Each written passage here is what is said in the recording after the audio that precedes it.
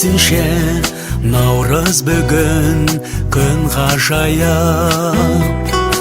Ақын достар қыздарға жыр жазайық. Бүкіл әлем шаттықтан тұратындай, жер бетінен кеткенде мұңдазайып. Бүкіл әлем шаттықтан тұратындай, жер бетінен кеткенде мұңдазайып.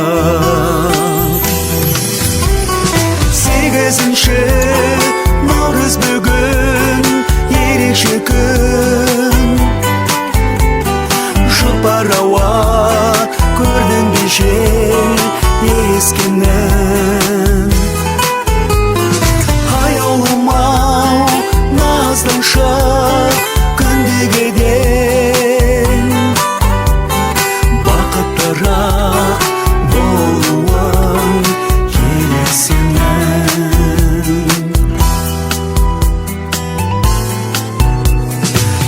Қайдан да естисің шаттық үнін.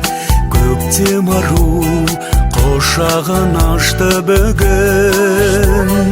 Төкті нұрын, шуағын, қуанышын. Шашу етіп далаға шашты гүлін. Төкті нұрын, шуағын, қуанышын.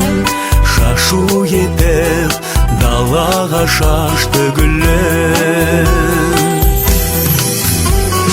8